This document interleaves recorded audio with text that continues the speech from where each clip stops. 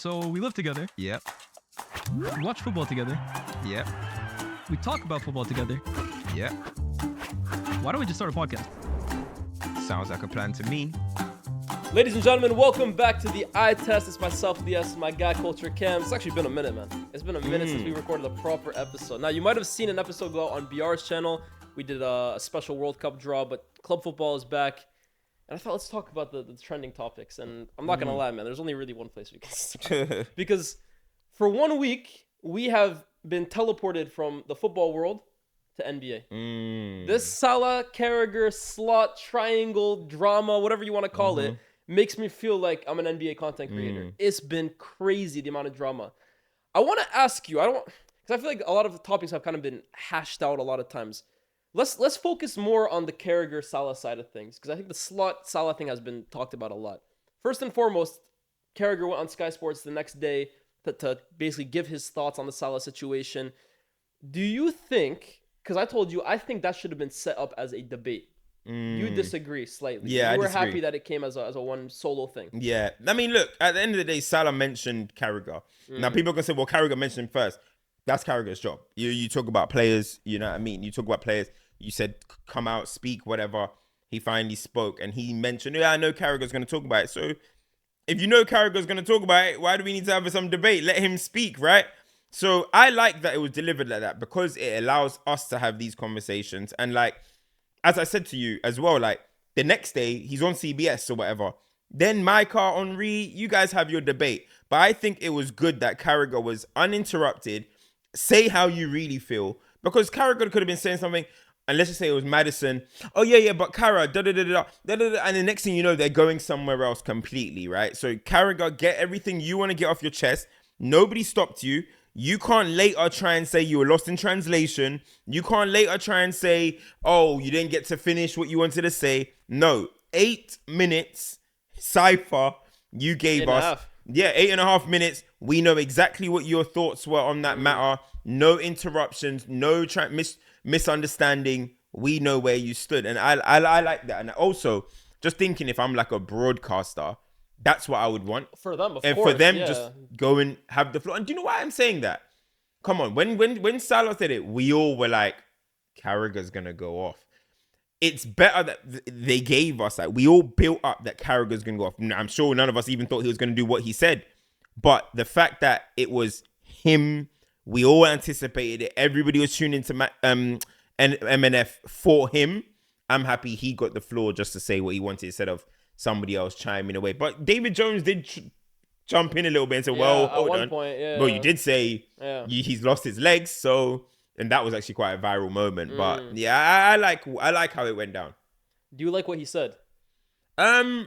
Honestly, because I can't lie. I think he said a lot of stuff that, like, look, I think I agree with some of the stuff Carragher is saying. And I agree, especially, you know what, the next day, actually, when they talked about it on CBS, I liked it a lot more because I think Henri came with similar points to Carragher, but I think he made them in a much more respectable way, right? The whole sentiment, if you are anti what Salah said, is you don't like that he kind of threw the club under the bus. You don't like the timing of what he said. You don't like that he kind of made it a bigger issue when there's so much disarray already happening. And to be honest with you, I have no real problem if someone holds that viewpoint. I think that's fair. I held a similar viewpoint when Ronaldo did it all those years back at Man United. But I think Carragher took it to a place where it became personal, honestly. And you can say Salah called him out. Salah said, I know Carragher is going to speak the next day. He didn't say, oh, I know that bum who scored 8 goals own goals and never won the league is going to talk about it. He didn't fire a personal shot at Carragher. You know what I mean?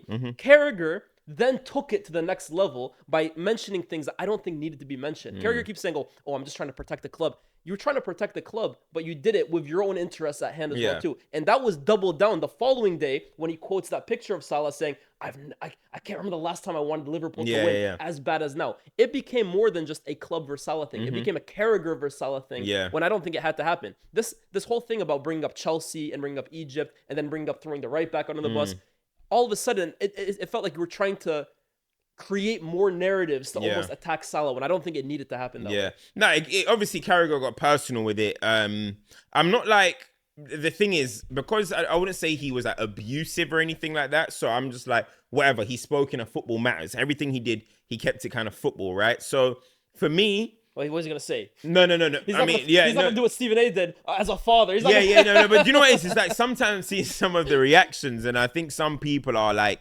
making out like he was a bit more mean than I actually think that he was. He kept it football, right?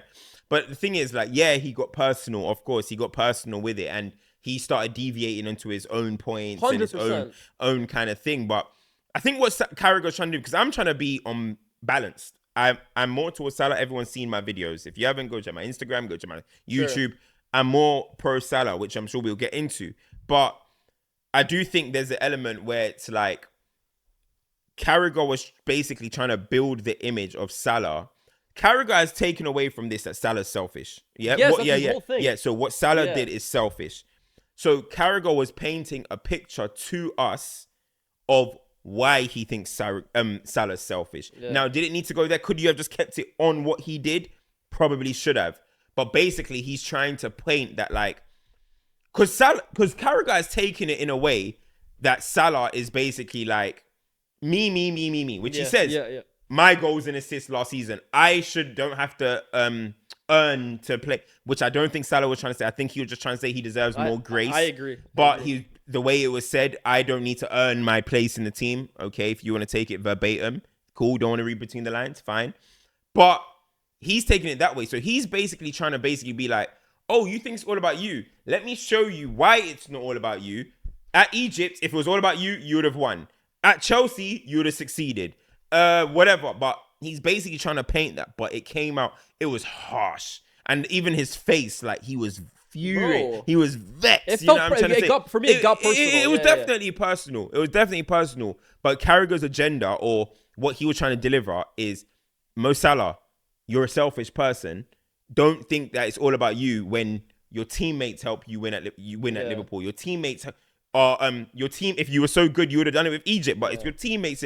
So I think that's what he was trying to paint, but it was like irrelevant. It was not irrelevant, but it was for me. It was a bit irrelevant, but it was because I think he created a straw man's argument in that exact moment. He created a narrative that for me didn't really exist because if Salah really believes Liverpool are nothing without him and he's the only, if he believes that, he's an idiot. But there's nothing to suggest he thinks that. Yeah. Is he a very self-served individual? Is he extremely egotistical? Is he hardwired by statistics? Of course, right? That's what makes him who he is. But that's like pretending now, like Cristiano Ronaldo doesn't give a shit about his team or whatever. Like, I don't think you can take that away from anything Salah said in that moment. And in fact, it's not like Salah's trying to leave the club or something. Salah wants to play more. So I think he is about the team. I don't think he's done anything to suggest otherwise. But he created this narrative, like you said, that Salah is all about himself and he doesn't believe in anyone else and he doesn't feel like he needs anyone else's help. And then started just firing at this narrative that he himself created. But all of a sudden, everyone else now starts feeding off of him. They're like, oh, Carragher actually didn't say anything wrong. Yeah. Well, he didn't say anything wrong because he created an argument that didn't exist and then made that argument himself. Of course, he didn't say anything wrong. Yeah, I think at the same time, like, I think with the Salah thing, right, is, as you mentioned earlier, the timing. Yeah, maybe the timing was wrong and stuff. But the thing with Salah is that, like, if you had, what people will say that are countering is like, if you had these feelings, did you have to wait until you were dropped, basically? Why didn't you say it when things were going well? But what I would say is that if it's about the team, Salah has quite said we didn't improve. Before a ball was kicked, he said we didn't improve. He defended the players who left the club, by the way. He defended the players that left the club. He actually said we've gotten worse this season. Before a ball was kicked, people. And he also, when they asked him at the PFA Player of the Year, who are the favourites, he said it's Arsenal now, not us. Because he said, and you know why he said Arsenal? He says you guys have more continuity. Exactly. So in a way, Salah can sit there and think, I envisioned that we're going to have a not as good a season, right? But the thing with it is that, like, the only problem I have with Salah's comments, because again, I'm going to talk about other superstars that have done things like this, but the only problem I'll say is he left us for more. He left people thinking, what are you talking about? Yeah. You had the floor. Carragher has the floor. There's not one thing we need to hear more from Carragher. He said it all. But Mo Salah had the floor willingly and still left us like, are you standing for Richard Hughes? Are you talking about John Henry at FSG? Are you talking about Michael Edwards? Yeah. Who are you talking about? He kept mentioning someone at the football club doesn't want me, right? Who wants you out of the club? What's the broken promises? You know what I mean? So in a way, if you're smarter, you know he's talking about obviously a bigger picture, but he has kind of, with his comments, because he didn't really go in on that, he has made it out like, oh, it's me v Arne Slot. And pro Arne Slot people do have a good argument because Salah hasn't given us the full picture. Because then if it's just like, it's you v Arne Slot, so it's just because you got dropped 3 games. Oh, yeah, okay, then you're selfish. You don't get about the team. But I don't think that's what he was trying to do. Yeah. But I don't think he articulated himself amazingly. Just like how I said he said, oh, I don't have to earn my place in the team. Yeah. That's not what, I'm sure that's not what he means. I'm sure he just believes he doesn't feel like every single game. He has to prove himself. He has to prove himself like a new player to the team because of what he's done. And that's understandable. So, and especially when you look at what Isak is doing, what Wirtz is doing, they're not playing well. So I kind of understand what he's saying. Gakpo's the one for me. I'm like, wow. Gakpo, to be fair to Gakpo, at least he's contributed to I don't an think extent, he's been that good, bro. I'm not going to lie. Yeah. I mean, he's been better than the rest of them. I don't think Gakpo and Salah is that far different, bro. I'm not going to lie. I feel like Gakpo, anyways, besides the point, but yeah. But at least he's done something. I mean, flipping Isak is up there doing nothing. You know what I'm trying to say? 100. He tried Wirtz right wing one game. He tried Wirtz left wing. You know what I mean? So I think that's what Mo Salah was trying to say. But overall, I kind of hear what he's saying, but I wish he did give us more. I would say I wish he gave like. But if he gives us, I think if he gives us more, that's it. That's his Liverpool career done. Now, I mean, I guess the final question is, do you see him playing for the club again? I don't, you know. Did you see what Arne Slot and Seedorf were talking about? Yeah, Seedorf was putting a Gegenpress on him. Hey, like, Seedorf is class. Gegenpress is like, yo, hold on, you're not running away from this one. Seedorf is like, I believe, I think the player make mistakes. But the manager, sometimes he has to open the door. Yeah. And Slot's like, I don't think Slot wants him back. I don't think so either. I think Slot is happy that. I think Slot, it's a Ten Hag.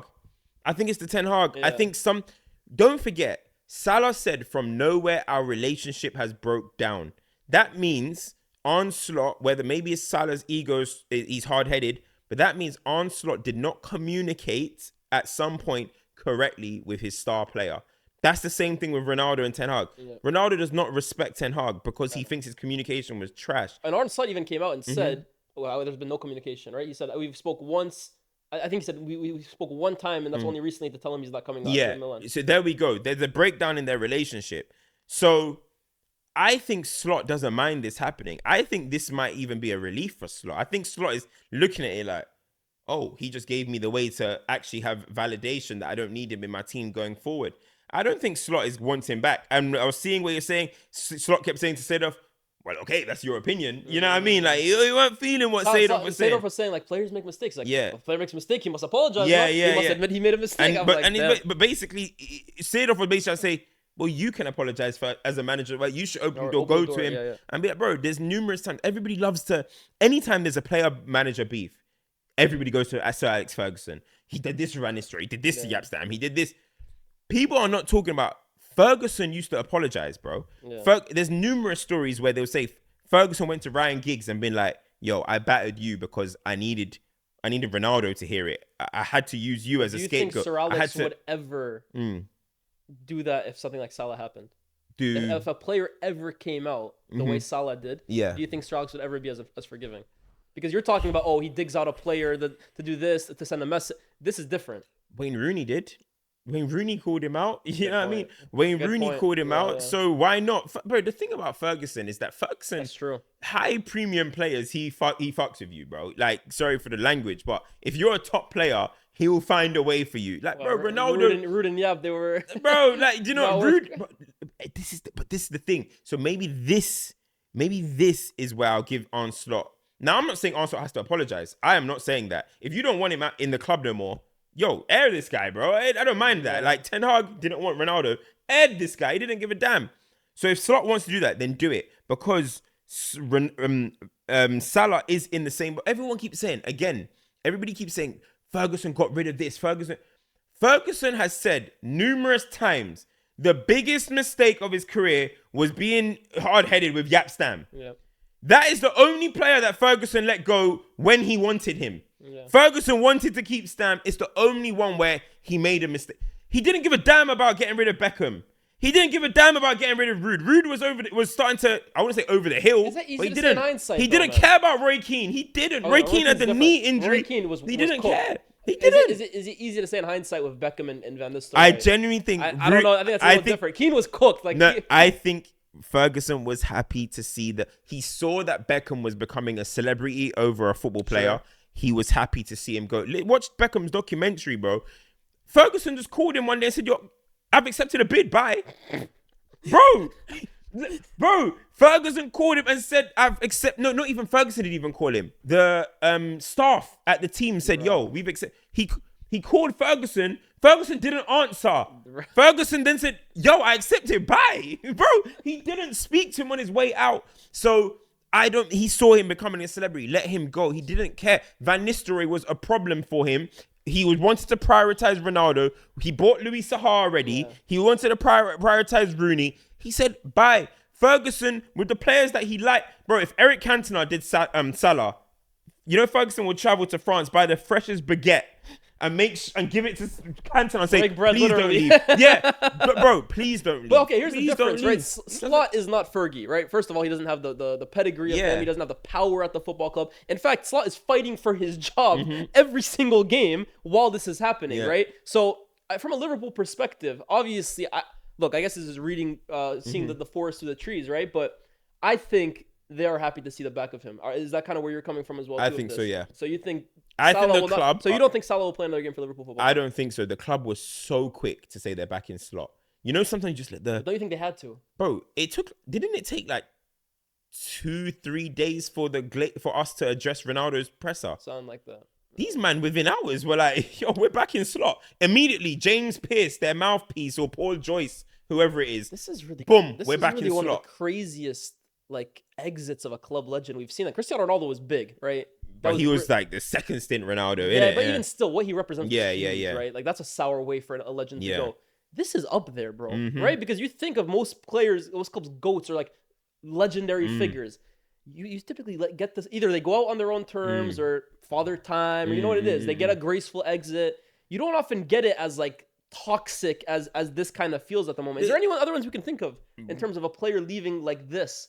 I mean, the way Messi left was really bad. But Messi, not like he wanted to, but like that was the way the club did but like, it I'm talking really about bad. Like, wow, the whole like a player like I don't want to say Salah is destroying his legacy because similar to Cristiano Ronaldo, I feel like what they've done means their legacy is kind of set. Yeah. But the lasting image of them is more of a negative one than a positive one. The back door type. Yeah, you know what I mean. Yeah. I can't think of many like this, bro. This is Keane, I guess. Is up there. Yeah. Is that as in? Do you mean like as in via controversy, or do you mean like just getting shoved out the back door? Because there's been a few like Casillas who just got shoved out the back door. Yeah. Never really got his farewell. Just kind of.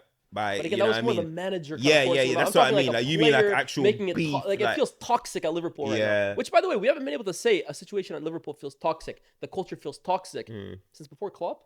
Yeah. This is very Man United for me. Right? Yeah. What was the last toxic? It was Suarez. No, not really. Suarez. They knew Sterling was a bit booky, a little bit. Maybe I don't think to this extent. It wasn't to that extent. Yeah. But yeah, you're probably right. I'm trying to think of. You don't some club. Van Persie. Was that kind of nasty? That was kind of nasty to go to Man United. He's not level of legendary status at Arsenal. You know what I mean? It's not. I don't know, bro. This doesn't really happen that often. No, it doesn't happen where a club GOAT gets pushed out like this. But the thing is, this Michael Edwards, my eyes is on this guy, bro. Now he might be thinking, yo, I'm not even involved. I'm onto this guy. You know, I'm actually onto this guy. Your signings this summer, we'll see how they pan out. Everybody gives you the credit of being the Mr. Laptop, and you know you get all the signings right. Yeah, without Klopp, let me see that laptop work. Mac, man. Yeah, I'm saying, let me see that laptop. You know, it was Apple products, bro. A few years after. And even remember, like, he's not new to going against club goats. This guy was going against Jurgen Klopp. Yeah, in fact, came back. I personally think Klopp. Yeah, he needed a rest, but I think him coming back was part of why. I think Klopp I think it's almost the opposite. Michael Edwards probably said, "I'm not coming back unless." Yeah, exactly. So. I'm watching Michael Edwards, bro. It's not going down well. Salah and Klopp leaving out the back door like that. Well, to be fair, Klopp got his farewell, but you know what I'm trying to say. He left midway while he Klopp tenure. I'm watching this Michael Edwards guy. He's the one, like, just, you know, that the meme where I'm just in the car, like, bro, I'm looking at him. Bro, trust me. I know something's going on, but I just can't put my finger on it. I'm looking at him, bro. So, we'll see. But, I honestly think it's a sad way, but I think that's it. Can you I imagine think that's it. 4 months ago, 5 months ago, the season Salah and Liverpool were Do you having. remember when we were having this discussion though? But no one. No. But I remember when me and you were having this discussion, and I was saying, not this ain't I told you so in any way. Remember I told you because Salah was no. But I was like, do you think in like this Liverpool board are? Like, I was saying, I feel like this Liverpool board don't want to give him this contract. Yeah. Like in hindsight, they might think, as a business, this is not a smart decision. If you were gonna look at the three of them, Van Dijk, Trent, and Salah, they would have definitely kept Trent. Yeah, right? He's the local kid. He's younger. He's got more upside. Van Dijk, I think he's the captain. I think they probably look at him as a bit more irreplaceable. Maybe a little his game will maybe age. I don't think they wanted to give Salah that contract at all. I think his performances pressured them so much because all of a sudden now, every time Salah scores a goal, it's like, how have they not given him the contract? And the fans were bringing out that Mo dough or whatever. How can you not give a guy who's winning you the league damn near on his own back a contract? That would have looked crazy. Yeah. Listen, it's a sad way for it to end, but I think it's over. I can't see him playing for the club. I think it's over. I think he goes to AFCON. Just because Salah feels like a prideful guy. I don't see Salah coming out and apologizing. Nah, I don't either. I think I think it's over. I think he goes to AFCON.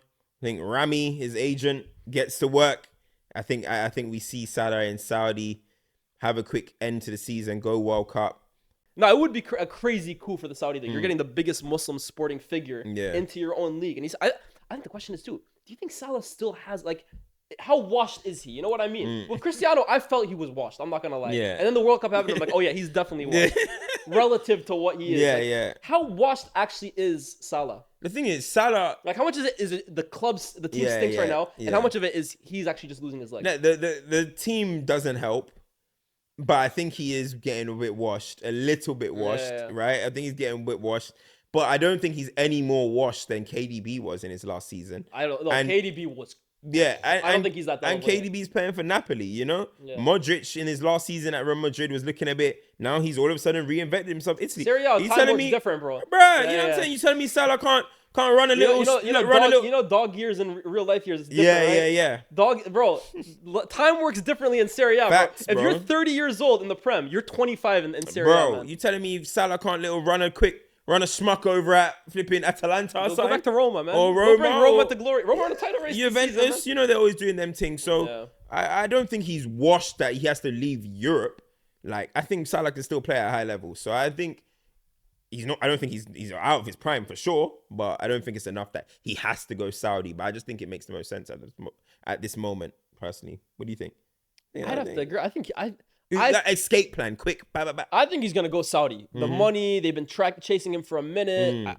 It just makes sense, right? But I agree. I think the question for me is like, what's his actual level? Like, if Real Madrid signed him tomorrow, can he be Real Madrid's starting right winger and like play to a good level? Like what? How? I just want to know. Yeah. I guess we're gonna see it at AFCON, right? Like we're gonna see it, AFCON, but and it's gonna be interesting too because Ronaldo after his United thing, he had the World Cup right after, and I think that it's so identical to Ronaldo. It's so similar. I think the only difference is United and Ten Hag at that point. First of all, Ten Hag had the entire fan base eating out of the palm of his hand, right? We were in a good moment, and actually after he left, we were in a really good moment for a few months as well too. Whereas this, and also Ronaldo was not the reigning PFA Player of the Year, right? There were question marks about could he fit into this team. Whereas Salah. It's so different because of Liverpool, because of Slot. It's very, very different. You know what softened the blow for the Ronaldo leaving? Rashford started doing this, and we went on form. Remember, that's when Rashford went on his Isak. Stretch. Can we get this, please? Can we get this, Isak? Thank you. You know where I'm going with it. Thank you very much. If you're gonna let Salah go, I'm sorry, Isak. It's time. I'm not gonna lie. I think he's got murder. Listen, bro, I like Wirtz, you don't know me when I start tying it up on people, bro. Wirtz has actually gotten criticism, right? Yes. Isak, I think, has actually got away with murder, bro. I am on to Isak now, bro. I am on to my lights are on Isak. I can't believe I'm having to like defend Salah like this. Pre-season, I'm on to Isak, bro. It's December 10th. It's December. Pre-season, bro. I'm on to Isak, bro. Trust me. This is now Mo Salah. The king has left. This is now your club. I'm watching you closely, bro. I'm watching because that performance against Inter. You know he had 0 touches in the box the first half. And this is meant to be that general play kind of monster. Bro, I can't believe how bad he's actually been this season. And I don't know, what do you think the reason is why he hasn't got much criticism? Is it like people really think he's good already, so they give him more leniency, whereas Wirtz, it's like, oh, we didn't know much about. Like, what do you think it is? Why is Isak? Two things. done it in the league already, so he's getting a bit more grace, right? But for me, that makes it even worse. So it is for me as well. But I think people are hesitant to try and say, oh, he's washed or something. And 2, he's still getting that excuse of fitness and blah, blah. Nah, now it's done. It's done. It's done. The fitness thing pisses me off as well, too, bro. It's like people act like he tore his ACL or something. Bro. He skipped preseason. You made the sandwich, bro. You're the reason you weren't fit, bro. Like, why are we acting like he was like a victim of a terrible injury or you skipped preseason. Self-inflicted. And yeah, I don't understand it's it, bro, ridiculous. whatsoever. It's ridiculous. But as I said, this is the moment where now you look at it and all eyes are on him because I'm being consistent across all Premier League signings. There's no way I'm looking at Victor Gyökeres and Benjamin Sesko before I look at Alexander Isak. Yeah, are you crazy? He's supposed to be a better player than both of them, and he costs more. And he played in the league already. Yeah. Like, are you mad? But all these signings that I've moved, I've been saying need more from Eze. Definitely need more from Cunha. Bro, I'm not one of them people. I'm gonna start looking at Xavi Simons and Wirtz and Gyökeres before I look at Eze, Cunha and Isak. No, I'm not like that, bro. So I'm looking at these Prem signings first, and you're the record signing, the British transfer record fee. Nah, and then now Mo Salah's left. And you know what makes I think the no thing you didn't mention as well too. The final thing is Ekitike. Mm-hmm. Ekitike has actually hit the ground running. Yesterday he didn't score, but he looked way more lively. He looked way better. And I'm sorry, like if I'm Ekitike, if I've played the way I have and Isak's played the way he has, I'm not messing with this. Oh, one game me, one game him, one game. First of all, striker, I will reiterate this till the day I die. That's a position you need rhythm in, bro. Mm-hmm. If a striker is banging and scoring goals, you don't stop him from scoring goals. You continue playing him. And I think that's what Slot did. I think Slot killed Ekitike's rhythm. It didn't help with the red card, but then that completely, for me, it completely killed all the trajectory he was on. And I'm like, I just can't. I know you you're probably, again, we're talking about pressure from the board. There is the pressure from the board 100. To continue playing Isak, right? You can't just not play him. You got to get him into some kind of form. But if I'm Ekitike, I'm looking at it and I'm saying, bro, I'm better than this guy, bro, right? Like, I was always the guy that, I'm the Isak replacement at Newcastle. I'm the next Isak. Yeah. It's like that one meme. It's like when you meet your hero and find out you're better than he is, bro. That's what it feels like right now, bro. If I'm Ekitike, I'm coming out with a Salah interview 100%. Nah, listen, I won't be surprised to see that in the next year or so if this continues. I don't see the two of them coexisting at Liverpool for long. I think one of them will leave within 2 seasons. One of them be gone. I think by next summer. I think so. Yeah, I don't know who it's gonna be. Who do you think it would be? Well, I mean, if Ekitike keeps outperforming, form, right? But for some reason, I think it'll be Ekitike that leaves. You know, because unless Liverpool are willing to take nearly 50% cash loss on, I mean, I feel like Ekitike can be bought. Yeah, 100%. They will they will probably make profit on Ekitike. I mean, Isak will be making an L. Yeah, so it's like you'd want to. Bro, financial advice.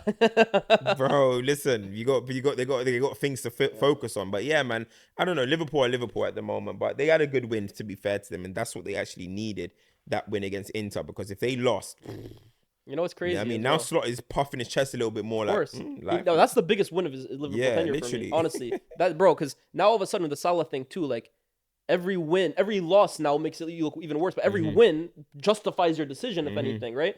I just find it so interesting, man. But with Carragher though, he's gonna be watching the AFCON closely now. All of a sudden, he's gonna be the biggest AFCON fan ever. If Egypt don't win the AFCON, he's gonna be like, I'm watching Mohamed Salah. Yeah. If Salah don't win the AFCON, I find it so interesting though, Cam. Honestly, that of all the people that took Salah's side this week, it was you. Actually, it was both of us. Who would have thought? Me and you sitting here. Listen, who would have thought? Not me. There's always a method behind the madness. There's always a method. Or are you trying to get Salah out the league? Protect Rooney's legacy. Don't worry. There's always a... You good, OG? We good, OG? I'm thinking about... There's always a method behind the madness, but on this occasion, Salah, I'm with you. I'm with you. This is so funny, man. When you're at, what is this? Bro, you that one with Venom and Spider-Man shaking hands? Yeah, man. When you're at your lowest, sometimes it's the most unlikely person puts their hand out for you. You know what I mean? Yo, in your darkest moment, you never know who your friend is. Yes. Did you watch the Diddy doc? Have you watched it yet? No. Nah. So obviously, careful what you're gonna say. By the way. Tupac was in prison for something. Yeah, he was in prison, and then he was just rotting away in prison, and then all of a sudden, he gets a jail visit from Suge Knight. You know what I mean? And he just tells him, yo, sign this contract. I bail you out. Life is good. He signed it. And that 2-pack, hit him up, type 2-pack, begin. Salah, in your time of need, I'm your Suge. I'm your Suge, bruh. I'm your Suge, bro. Let's work together, bruh. We got Empire to take down, bruh. You got Empire to take down. You are foul, man. You are foul. I was scared where you were going with that, by the way. No, I'm politically correct. Oh, gosh. All right, guys. I think that's going to do it, man. Yeah. Like, share, subscribe. That's been another episode of the Eye Test. This is what we come back with, man. Bruh. When are we next? You're going to New York. Yeah, I'm going to New York for a little bit. Yeah. Maybe we'll try to do a Zoom-ish, maybe a stream episode. Okay. We'll see what we can do. 100%. But, yeah, man. So you're going to be gone. So, yeah. I'm going to be gone, man. Keep up with the content. Yeah. You know, Cam's doing his thing. I'm doing my thing. How far are you from 100K now? 3K. 3K? Yeah, 3K. Closing in. Can you get that before the end of the year? I hope so. Ooh. I hope so. Depends how many videos I can put out. Depends how many Salah interviews I can put out. Hey, I might hit that real quick if Salah puts out more, man. Ooh, that'll be tough by the end of the year. But what's that budget? It's like 20 more days? I can do it. I reckon I can. I just basically just did 2K in the last week. Yeah, man. Come on, hey. Yeah. Can't do it without you guys. So please, guys, like, share, subscribe. Shout out to BR for always powering this podcast on X, Instagram, TikTok, YouTube Shorts. I'll see you guys very, very soon. Peace.